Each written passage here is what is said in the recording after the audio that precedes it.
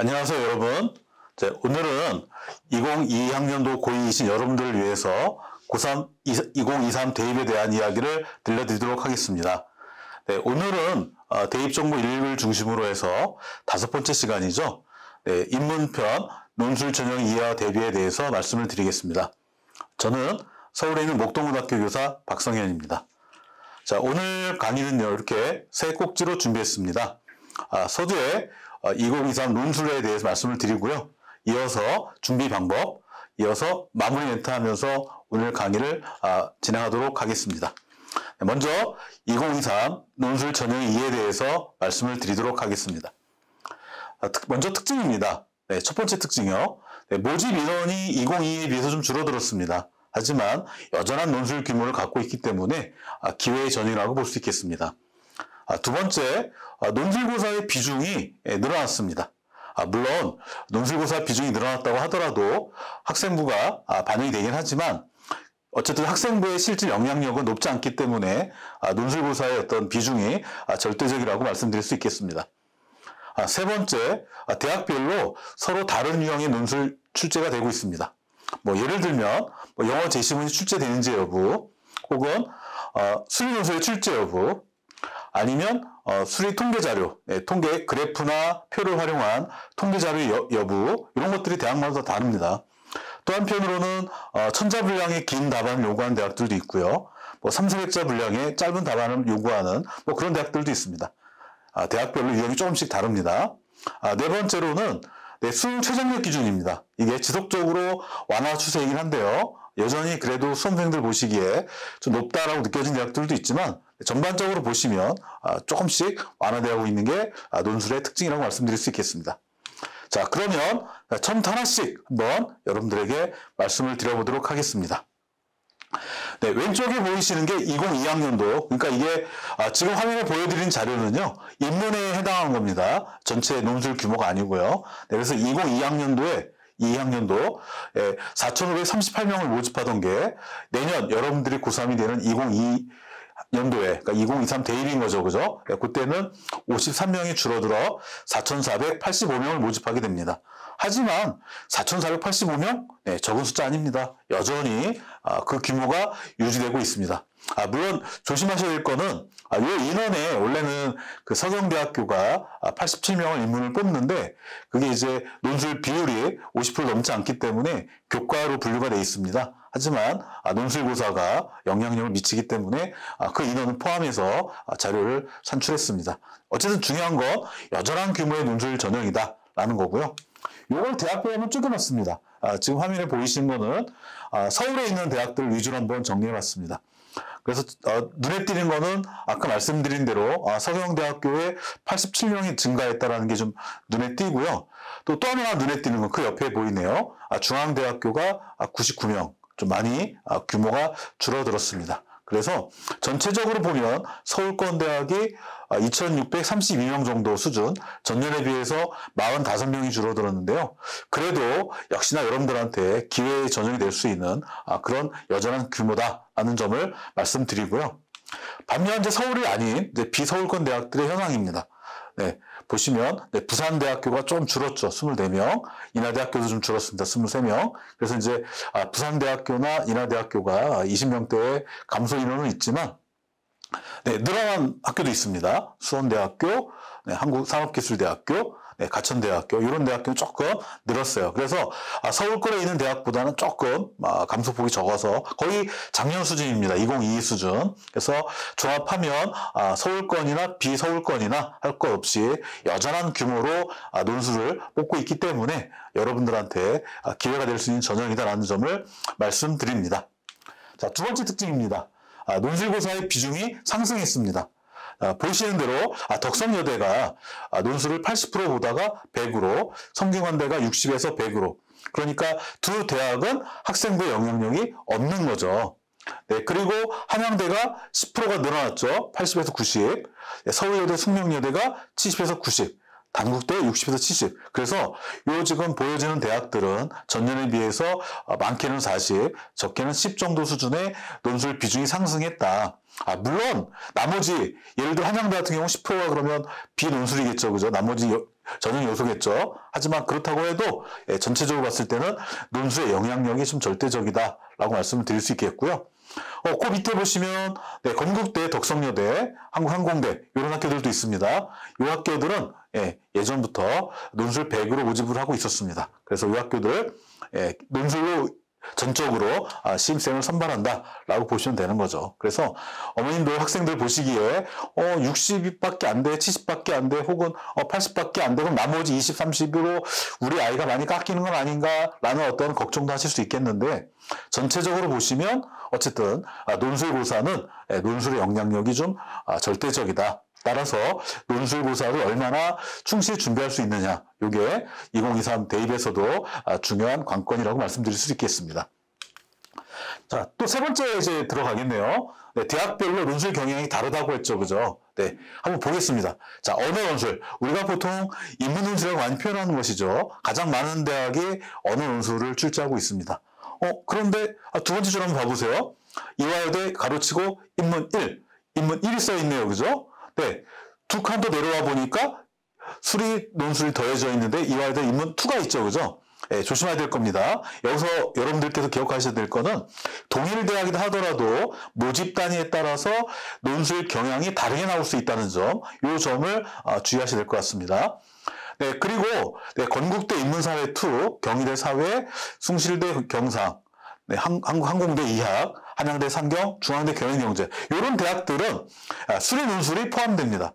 다시 말해서 수리적 사고 능력이 뛰어난 학생들은 언어 논술만 보는 대학보다는 이런 수리 논술이 포함되어 있는 대학들이 좀 더 본인 성향에 맞을 수 있겠죠, 그죠? 이런 점들을 여러분들은 주목하셔야 됩니다. 또 하나 특이한 점은 연세대, 이화여대 인문일, 한국예대 이 세 개 대학들은 영어 제시문이 출제가 되고 있습니다. 아무래도 이제 수험생에 따라서는 영어에 대한 어떤 능력이 좀 차이가 좀 있을 수 있죠, 그죠? 그래서 이제 영어에 대한 좀 어려움이 있는 친구들은 언어 논술 위주로, 영어에 대한 강점이 있는 친구들은 영어 제시문이 포함된 이런 경향의 대학들도 한번 고민해 보시는 게 좋을 것 같고요. 그리고 이제 적성고사가 폐지가 되면서 작년부터 가천대, 고려대, 세종, 수원대 등이 이제 교과 논술을 실시하고 있습니다. 이 대학들은 아무래도 이제 언어 논술의 형태보다는 조금 답안 분량이라는 것도 좀 여유가 있는데요. 학교에서 보는 시험에 서술형 평가 수준의 어떤 평가 난이도라고 대학은 말하고 있습니다. 그래서 전체적으로 보시면 이렇게 다양한 논술 경향이 있기 때문에 여러분들께서 지금 이 화면만 보지 마시고 대학에서 출제했던 그런 문제를 하나 확인하시면서 좀 더 본인에게 맞는 형태의 유형을 찾는 것도 아주 중요한 팁이라고 말씀드릴 수 있겠습니다. 자, 네 번째가 되겠네요. 수능 최장력 기준입니다. 이 수능 최장력 기준이라는 것은 정말 중요한 겁니다. 왜냐하면 아무리 여러분들의 논술고사 실력이 뛰어난다 하더라도 수능 최장력 기준을 충족하지 못한다면 당연히 불합격할 수밖에 없죠. 그래서 이 화면에 보여지는 경북대, 부산대 이런 학교들, 성균관대, 성균관대를 보시면 작년까지는 영어 2가 의무였습니다. 근데 영어가 포함돼서 3개합 5에서 6 정도로 영어의 선택폭이 이제 생겼고요. 중앙대 여전히 3개합 6인데 탐구가 한 과목 줄어들었습니다. 그래서 이렇게 이 보여지는 대학들은 전년도에 비해서 수능 최장력 기준이 좀 완화가 됐습니다. 하지만 완화가 됐다고 해서 쉬운 최저는 아닙니다. 여러분들 수능 공부도 열심히 하셔서 이 수능 최장력 기준을 꼭 충족하셔야 됩니다. 이런 대학들 수능 최저 완화가 되었고요.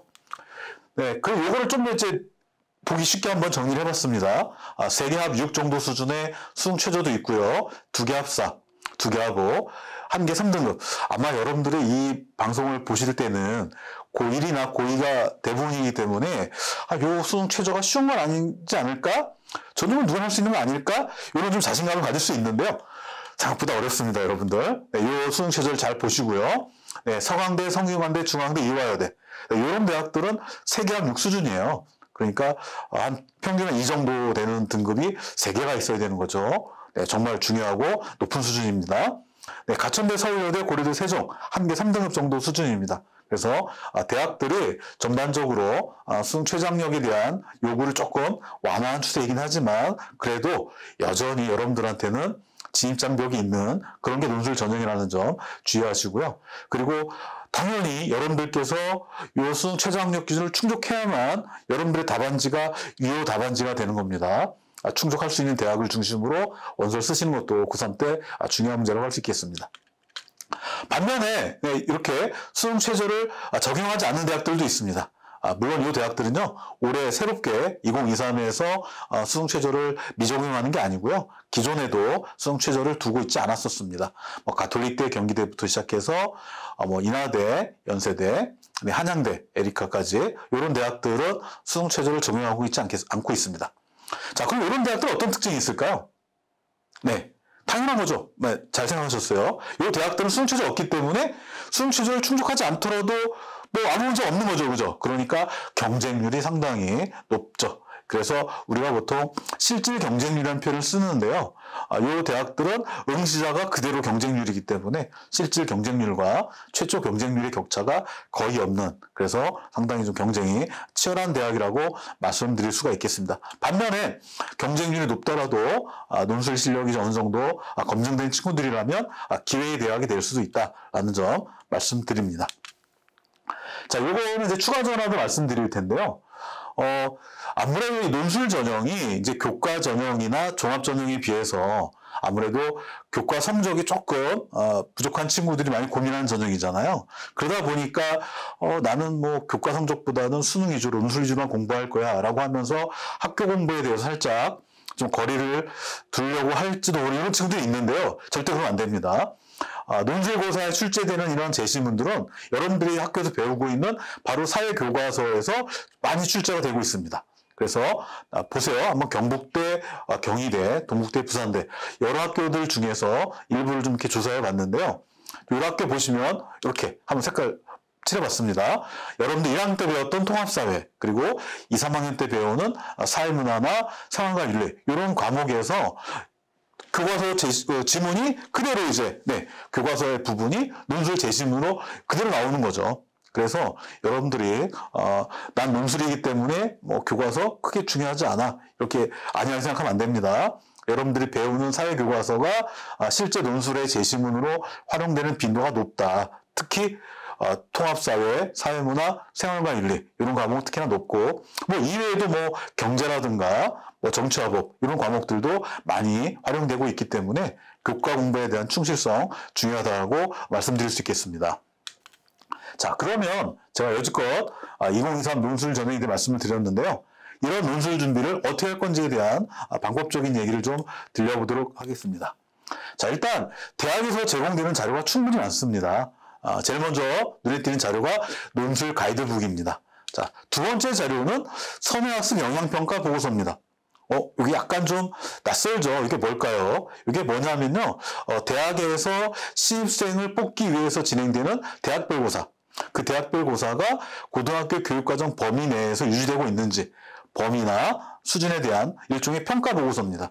그래서 저 평가 보고서를 통해서 해당 대학의 문제가 고등학교 교육과정 범위 내에 있다라는 평가를 받게 되는 거죠. 일단 세 번째, 모의논술입니다. 모의논술. 말 그대로 모의가 붙었으니까 연습 문제란 얘기죠. 그죠? 그래서 요 세 개가 정말 대학에서 공을 들여서 여러분들에게 아주 친절하게 제공이 되고 있습니다. 하나씩 볼까요? 네. 논술 가이드북은 일종의 바이블이라고 보시면 됩니다. 그 대학의 논술 경향, 그 다음에 논술 준비법, 팁, 그 다음에 예시 답안, 심지어 채점 기준까지 포함이 되어 있습니다. 예를 들어 한 문제가 40점짜리다 라고 한다면 40점을 맞는 것도 중요하겠지만 아무래도 38점, 36점, 34 이런 식으로 부분 점수를 받는 것도 되게 중요한 거거든요. 그래서 이런 세부적인 내용들이 가장 정리가 잘 되어 있는 게 논술 가이드북이고요. 이 안에는 대학에 따라서는 합격자들의 내신 성적, 혹은 논술 성적, 경쟁률, 실질 경쟁률, 여러분들이 궁금해하는 모든 정보들이 이 안에 모두 들어가 있다라고 생각하시면 될 겁니다. 자, 두 번째, 선행학습 영향평가 보고서. 이게 조금 낯설다고 했죠, 그죠? 요거는 보통 한 3월 말, 내년 여러분들이 고3이 된 이후에 3월 말 정도가 되면 입학처 홈페이지에 자료를 거의 의무적으로 탑재하게 되어 있습니다. 그래서 이 자료를 보시면 일단 문항카드라는 게 있습니다. 그 문항카드를 열어보시면 제시문의 출처도 있어요. 어느 교과서에 어느 부분에서 따왔다. 출제 의도까지, 그리고 이 문제를 어떠한 근거에서 만들었다. 교육과정 근거까지 다 들어가 있습니다. 그래서 이것만 읽어보셔도 여러분들이 그 대학의 논술을 이해하는데 상당한 준비가 될 겁니다. 자, 세 번째가 모의 논술입니다. 네, 모의 논술. 논술 연습이라고 했죠. 그죠? 그래서 모의 논술의 가장 큰 의미는 그해 연도, 당해 연도, 여러분들이 이제 2023 이제 대입을 치르게 되잖아요. 그러면 2023 수시 논술이 어떻게 출제될 것인지에 대한 예고죠, 예고. 그래서 이걸 여러분들이 한번 보시게 되면, 내가 가고 싶은 저 A 대학교는 이런 식으로 논술이 출제되는구나. B 대학교? 이렇게 출제되는구나. 난이도가 어떻고, 문항 구성이 어떻구나. 이런 걸 여러분들이 알 수 있게 되죠. 그리고 또 하나는 대학에서 문제를 제공하니까 여러분들이 시간을 딱 그 대학이 요구하는 시간에 맞춰서 실전처럼 연습해 볼 수 있다는 거죠. 이게 이제 충분히 대학에서 여러분들이 접근할 수 있는 자료들이고요. 이 자료들은 손님만 볼 수 있는 게 아니에요. 여러분들도 똑같이 평등하게 대학 입학처를 방문하시면 다 다운받을 수 있습니다. 이 자료를 통해서 여러분 연습을 충실히 하면 좀 더 가능성을 높일 수 있다라는 점 말씀드리고요. 아까 잠깐 이 선학생 영향평가 보고서에 대해서 말씀드렸지만 이거 잠깐만 언급하고 넘어가겠습니다. 2014년 9월부터 이제 시작된 거고요. 가장 중요한 건 고등학교 교육과정 범위 내에서 수준 내에서 이런 문제들이 나와야 된다는 거죠. 그래서 이게 대학에서 이제 작성을 해서 교육부에 제출하게 된다면 그 평가 보고서의 내용을 가지고 교육부는 대학에 대해서 이 대학이 교육과정 범위를 고등학교 범위를 벗어난 것 같다라고 만약에 판정이 된다면 대학에다가 불이익을 줄 수 있기 때문에 각 대학들은 교육과정 범위 내에서 대부분 다 문제를 출제한다 이렇게 보시면 될 것 같습니다. 자, 세 번째 아까 참고 자료가 모의 논술이라고 그랬죠, 그죠? 그래서 모의 논술의 가장 큰 의미는 당해년도의 논술의 방향을 예고해 주는 거다. 그래서 일부 대학은 온라인 답안 제출 방식입니다. 무슨 얘기냐면 학교를 통해서 공지가 나가고요. 입학처 홈페이지에 창을 열어놓습니다. 그럼 몇 월 며칠 몇 시부터 몇 월 몇 시까지 답안지를 업로드해라. 라고 하면 업로드된 답안지를 대학이 이제 채점을 해주는 방식이죠. 이게 이제 온라인 답안 제출 방식인데 인원을 선착순으로 두는 학교들도 있고 학교별로 고등학교별로 인원을 이렇게 제한해 주는 대학들도 있어요. 그래서 여러분들이 3학년 된 다음에 학교에 이제 모의 논술에 대한 의뢰가 들어온다면 한번 관심 있는 대학은 참여해 보시도록 하시고요. 모의 논술 문제를 배부하는 방식도 있습니다. 성균관대학교가 이렇게 하고 있는데요. 대학에서 이제 고등학교에다 시험 문제를 줍니다. 그러면 이제 고등학교에서 희망하는 학생들한테 나눠주고 그 학생들이 정해진 시간 범위 내에서 문제를 자율적으로 풀어보게끔 이렇게 진행하는 방식이 있습니다. 대학에 따라서 진행 방식이 좀 차이가 있을 수 있는데요. 어쨌든 중요한 건 그 당해년도에 논술의 방향성을 미리 예고해 준다는 점, 그게 가장 중요한 거고요. 제공된 내용, 해설과 예시답안은 당연합니다. 당연한 거고요. 일부 대학에서는 여러분들의 논술 점수에 대한 평가까지 주세요. 예를 들어서 A 대학 만약에 논술이 100점 만점이다 그러면 여러분 점수가 70점이다 80점이다 이렇게 점수까지 이렇게 피드백해주는 그런 대학들도 있습니다. 그래서 여러분들이 이제 3학년이 되게 되면 이런 꼭 모의 논술을 활용해서 논술 전형을 실질적으로 잘 준비할 수 있도록 했으면 좋겠습니다.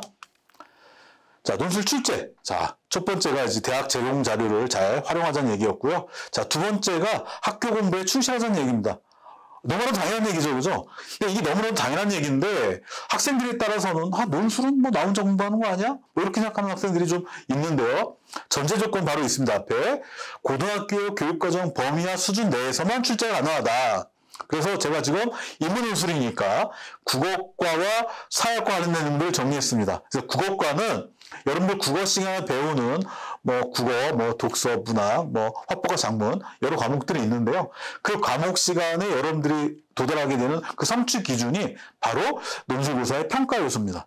예를 들면 요약한다든지 비교한다든지 평가한다든지 근거를 가지고 논리적으로 추론한다든지 이런 것들이 바로 국어과에서 제시하고 있는 성취 기준이거든요. 그걸 근거로 해서 대학이 논술 문제를 만드는 겁니다. 그렇기 때문에 당연히 국어 수업에 집중해야겠죠, 그죠?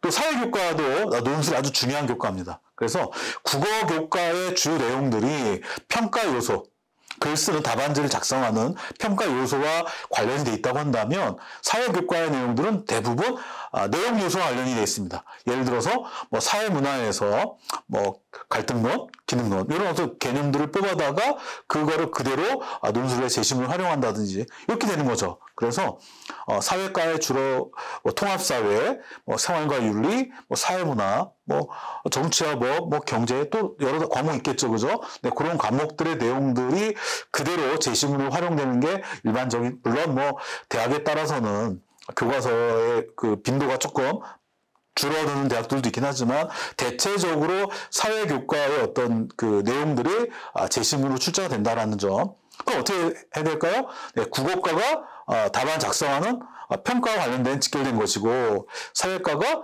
논술고사의 주제 영역과 관련된 것이다. 그러니까 국어교과, 사회교과 학교에서 열심히 공부하면 당연히 이것이 논술 공부의 어떤 뭐랄까요? 겸해지는 거죠. 그죠? 그래서 학교 공부도 하면서 논술도 준비할 수 있는 그런 것이 되니까 여러분들 학교 공부에 정말 충실하면 좋은 기회가 펼쳐질 것 같습니다. 자, 세 번째가 되겠네요. 수능 공부도 열심히 해야 된다는 거죠. 수능 준비에 최선을 다하자. 아까서도 말씀드렸죠. 대학별로 수능 최저학력 기준이 있는 대학이 있고 없는 대학이 있고 물론 여러분들이 어느 대학을 지원할지는 아직 잘 몰라요. 3학년 올라가서 뭐랄까, 이제 모의고사 전국연합 학력평가도 보고, 평가원 시험도 보고, 여러 가지 어떤 평가를 거치면서 여러분 스스로가 도달 가능한 수능 최저에 대한 고민을 갖고 있을 텐데요. 이거 한번 숫자 한번 봐보세요. 최초 경쟁률, 실질 경쟁률. 이게 뭘까요? 네, 맞습니다. 최초 경쟁률이라고 하는 것은요, 여러분들이 수시 원서를 쓰잖아요. 뭐 10명 모집에 뭐 200명이 왔다. 그럼 몇 대 1인 거죠? 20대 1이죠. 이게 최초 경쟁률입니다. 이렇게 나옵니다. 이렇게. 그래서 이게 2021 논술에서의 경쟁률을 적어 놓은 건데요. 어떠세요? 경쟁률이 높나요? 낮나요? 아마 여러분들 학급당 30명 넘는 학교가 많지는 않을 텐데 만약에 여기서 지금 제일 경쟁이 낮아 보이는 대학이 중앙대 경영학과네요. 그죠? 37.9대 1. 그러니까 여러분들 반의 모든 친구들이 중앙대 경영학과를 써도 37.9대 1이면 한 명도 못 붙을 수 있는 경쟁률인 거죠. 엄청 높은 경쟁률입니다. 자, 근데 이게 그대로 경쟁률로 연결되는 게 아니고요. 이렇게 바뀝니다. 놀랍죠? 예. 보니까 동국대 경영학과도 40.6대 1이 12.8대 1로 한 3분의 1 미만 수준으로 내려갔죠. 그죠? 그쵸? 뭐 성균관대도 68.3대 1이 21.6대 1. 중앙대도 37.9대 1이 12.2대 1. 많이 내려갔죠. 그죠? 이게 뭘까요, 이게? 예. 그러면 그 줄어든 배수만큼 논술을 가서 시험 볼 때 수능 최저를 충족하지 못했다는 뜻입니다. 그럼 뭐가 중요하다는 얘기요? 일단 여러분들이 논술 답안지를 잘 쓰는 것도 중요하지만 그 대학이 요구하는 수능 최저를 충족하는 것도 정말 중요하다는 거죠.